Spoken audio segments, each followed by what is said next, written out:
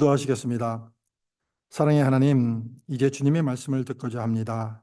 우리 마음과 생각을 밝히시어 주님의 진리를 온전히 깨닫게 하여 주시옵소서. 성령님의 도우심으로 말씀이 우리 안에 깊이 심겨져 우리의 삶을 변화시키게 하옵소서.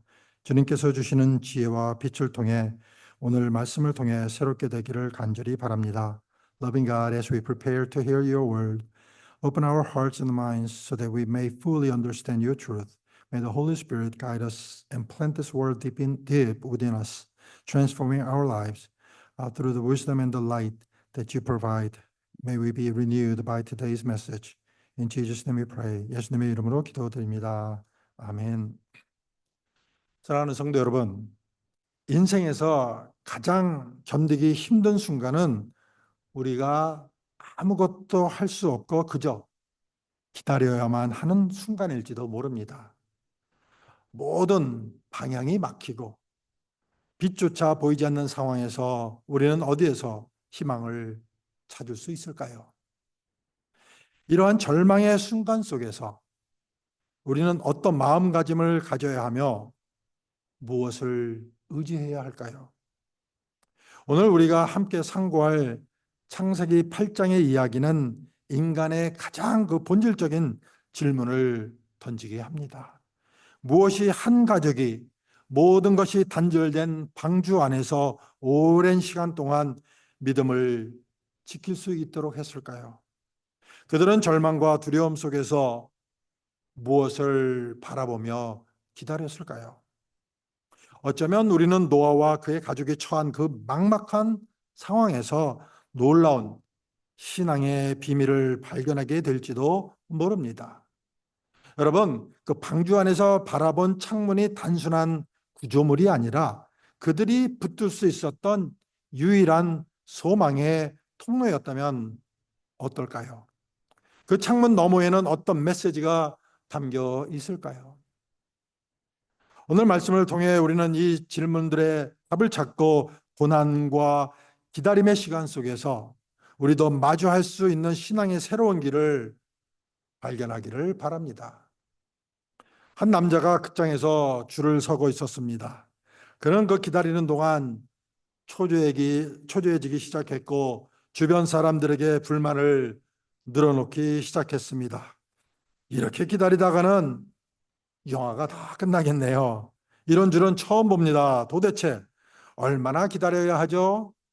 그러자 옆에 있던 그 한 할머니가 미소를 지으며 대답했습니다. 그런데 말이죠. 저는 2시간 전에 도착해서 앞자리에 자리를 잡으려고 줄을 아직도 서 있습니다. 남자가 놀란 얼굴로 묻습니다. 2시간이나요? 그럼 왜 다시 줄을 서세요? 할머니는 천진난만한 얼굴로 대답했습니다. 기다림이 너무 길어서 잠깐 커피 마시러 갔다가 다시 와서 줄을 서는 겁니다.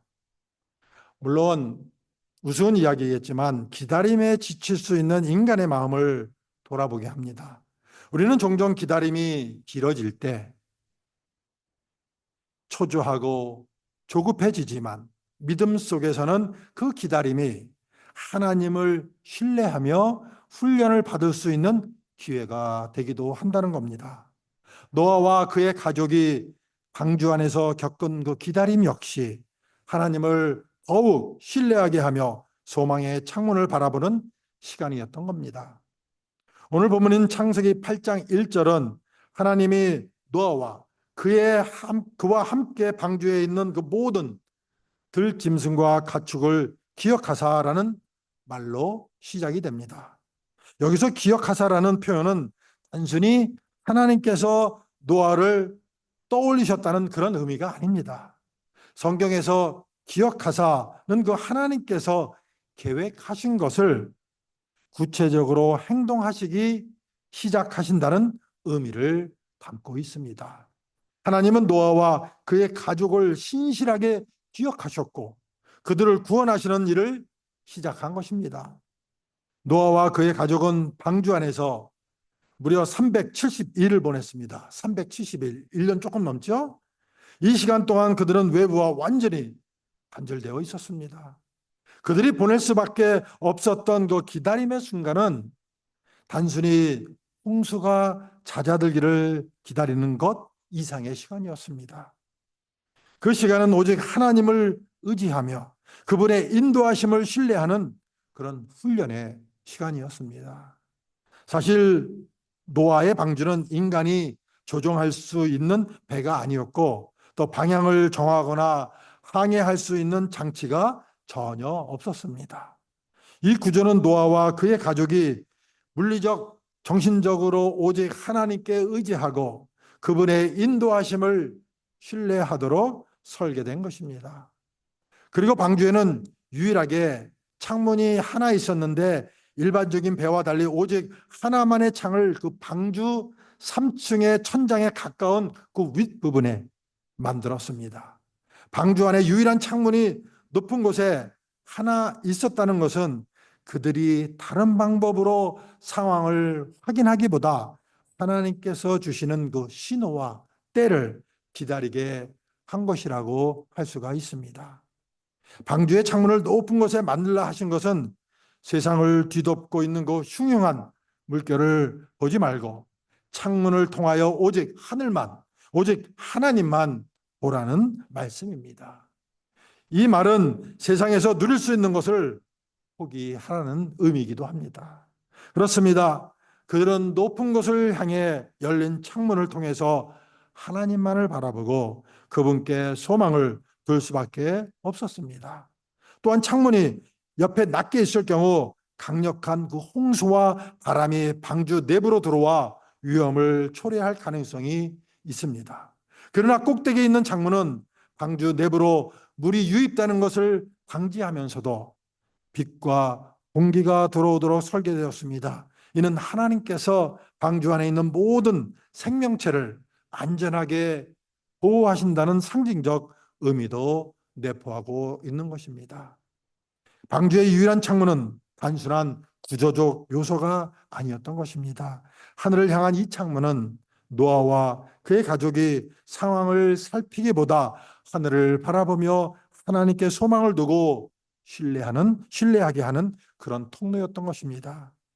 이 창문을 통해 들어오는 빛과 공기는 하나님께서 그들과 함께 하신다는 위로의 상징이 되었으며 하나님께서 구체적으로 상황을 주관하고 계시다는 사실을 깨닫게 했습니다. 이사야서 26장 3절에서 주께서 마음이 견고한 자를 평강의 평강으로 지키시리니 이는 그가 주를 신뢰함이니이다는 그 말씀처럼 하나님을 신뢰하는 마음은 우리에게 참된 평강을 줍니다. 노아와 그의 가족이 창문을 통해 들어오는 빛을 볼 때마다 그들은 하나님께서 자신들을 기억하시고 인도하신다는 사실을 깨달을 수 있었을 것입니다. 그 창문을 통해 노아는 하루하루를 하나님께 의지하고 신뢰할 수 있는 힘을 얻었을 것입니다. 시간이 지나 홍수가 줄어들기 시작할 때 노아는 외부의 상황을 확인하기 위해 창문을 통해 까마귀를 내보냈습니다. 그런데 그 까마귀는 돌아오지 않았습니다. 까마귀는 주로 죽은 동물이나 부패한 것을 먹이로 삼는 청소 동물입니다. 홍수 이후 세상은 엄청난 파괴로 인해 죽은 동물과 부패한 것들로 가득했을 가능성이 큽니다. 까마귀는 방주로 돌아올 이유 없이 이러한 환경 속에서 머물며 먹이를 찾을 수 있었던 것입니다. 이는 까마귀가 물이 완전히 마를 때까지 기다리기보다는 세상에 존재하는 부패한 것들로 흩어져 들어갔다는 그런 뜻이기도 합니다. 또한 영적 관점에서 바라볼 때 생각해 보면 성경에서 까마귀는 때때로 인간의 그 타락한 본성이나 세속적인 유혹에 대한 그런 상징으로 여겨집니다. 방주로 돌아오지 않은 까마귀는 세상과 단절하지 못하고 세상의 부정한 것들에 속하는 그런 모습을 상징해 줍니다. 따라서 까마귀가 돌아오지 않은 것은 타락한 세상과 여전히 연결된 존재로서 하나님과의 온전한 신뢰나 의존보다는 세상 속에서 스스로의 필요를 해결하는 인간적 방식과의 단절을 상징한다고 볼 수 있습니다. 이는 노아와 그의 가족이 세상과 분리된 상태에서 오직 하나님만을 바라보고 신뢰하도록 이끄는 하나의 영적 교훈이 됩니다. 그래서 까마귀가 돌아오지 않자 노아는 다시 비둘기를 내보냈습니다. 첫 번째로 내보낸 비둘기는 바깥에 앉아 있을 곳이나 쉼터를 찾지 못하고 방주로 돌아왔습니다. 이는 물이 여전히 많은 곳에 머물러 있음을 상징하며 노아는 다시 방주 안에서 하나님의 때를 기다려야 한다는 것을 의미했던 겁니다. 7일 후에 노아는 다시 비둘기를 내보냈고 이번에는 감람나무 잎사귀를 물고 돌아왔습니다. 이때 노아는 물이 점점 줄어들고 있으며 새로운 시작이 다가오고 있음을 깨달았습니다. 감람나무 잎사귀는 마른 땅에 나타나고 있다는 희망을 상징했으며 하나님께서 노아와 그의 가족에게 새로운 시작을 준비하고 계심을 보여주는 소망의 징표였던 것입니다. 그리고 또 7일을 기다린 후에 세 번째로 비둘기를 내보냈을 때 비둘기는 다시 돌아오지 않았습니다.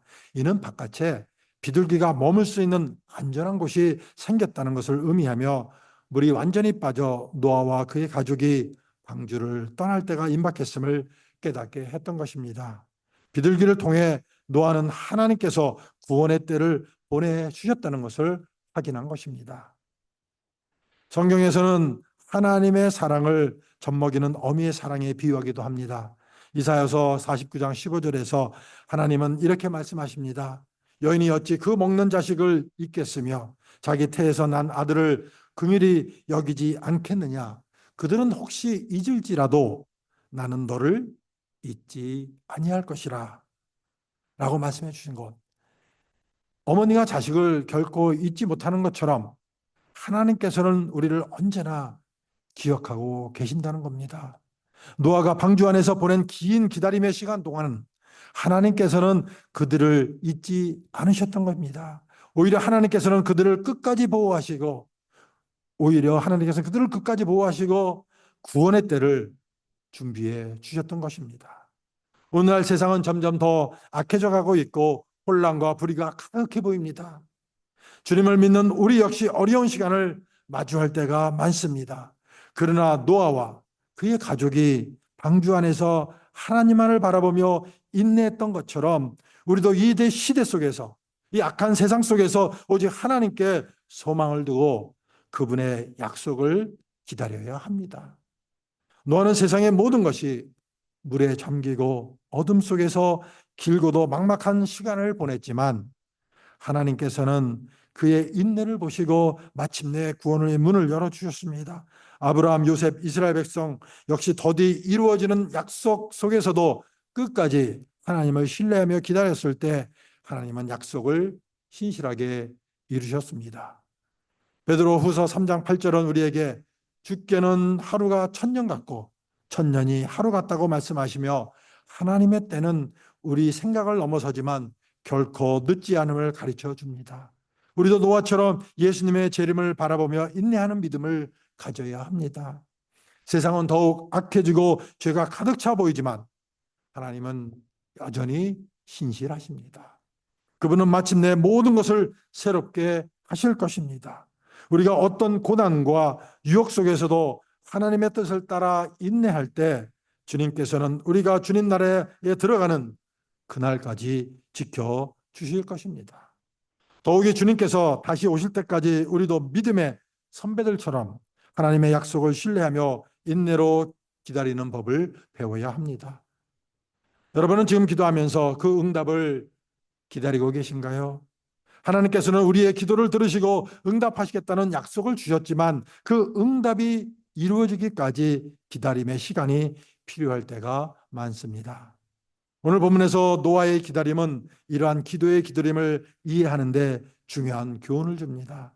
하나님께서 홍수로 세상을 심판하실 것을 경고하실 때 노아는 하나님 말씀에 순종하여 방주를 지었습니다. 홍수가 시작된 후 그는 방주 안에서 1년이 넘는 시간 동안 하나님의 때를 기다렸던 것입니다. 세상은 물에 잠기고 모든 것이 불확실했지만 노아는 방주의 창문을 통해 하나님을 바라보며 그분의 인도하심을 소망했습니다. 그가 할 수 있는 것은 오직 기다리며 하나님께서 구원의 문을 여시는 때를 믿는 것이었습니다. 우리도 마찬가지입니다. 기도하면서 하나님의 응답을 기다리는 시간이 필요할 때가 있습니다. 하나님께서는 예레미야 29장 12절에서 너희가 내게 부르짖으며 와서 내게 기도하면 내가 너희를 들을 것이요라고 약속하셨습니다. 그리고 마태복음 7장 7절에서 구하라 그리하면 너희에게 주실 것이요라고 약속하셨습니다. 또한 예수님은 너희가 내 이름으로 구하는 것은 무엇이든지 내가 행하리니 내 이름으로 무엇이든지 내게 구하면 내가 행하리라 라고 약속해 주셨습니다. 하지만 우리도 노아의 기다림처럼 기도 응답을 위해 막연하게 기다려야 할 수도 있다는 겁니다. 하나님은 우리의 삶을 위한 최선의 때와 방법을 아시기에 그분의 선한 때에 응답해 주십니다. 노아가 방주에서 하나님의 때를 기다리며 인내했던 것처럼 우리도 하나님께 소망을 두고 믿음으로 기다려야 합니다. 하나님은 우리의 기도를 들으시며 반드시 약속을 이루실 것이기 때문입니다. 지금 우리 교회는 또 부흥을 위해 신앙이 식어진 신령들을 위해 그리고 우리 교회 어린이들에게 많은 믿음의 친구들이 생기기를 소망하며 중보기도하고 있습니다. 아셨나요, 여러분? 우리의 기도가 바로 응답되지 않을지라도 노아의 기다림을 떠올리며 하나님의 선하심과 신실하심을 우리 신뢰합시다. 믿읍시다. 하나님은 우리가 바라는 때가 아닌 그분의 완전한 때에 우리의 기도를 응답해 주실 것입니다. 또한 노아가 기다림의 끝에서 새 출발을 맞이했던 것처럼 우리도 주님 다시 오실 날을 소망하며 신실하게 신앙생활을 해야 합니다. 주님께서는 우리에게 다시 오실 것을 약속하셨고 그분의 신실하신 때에 이루실 것입니다. 우리는 언제 그날을 맞이할지 알 수 없지만 노아가 방주의 문을 여시는 하나님의 때를 기다린 것처럼 우리도 주님의 때를 믿음으로 기다려야 합니다. 우리 모두 영원한 방주이신 예수 안에서 소망을 품고 주님께서 다시 오실 그날을 기다리며 믿음으로 나아가야 할 줄로 믿습니다. 하나님께서는 우리가 신실한 기다림 속에서 예비된 그 축복의 날을 맞이할 수 있도록 언제나 우리와 함께 해 주십니다. 예수님은 우리의 구원의 창문이자 생명의 길이십니다. 우리는 그분을 통해 하나님의 신실하심과 인내의 은혜를 배우며 모든 기다림 속에서 참된 소망을 얻을 수 있습니다. 하나님께서는 결코 우리를 잊지 않으시며 우리의 기다림 끝에서 새로운 시작을 열어 주실 것입니다. 이 믿음이 저와 여러분에게 소망이 되기를 예수님의 이름으로 축원을 드립니다. 아멘. 기도하시겠습니다. 사랑하는 하나님 아버지, 방주 안에서 긴 기다림의 시간을 보내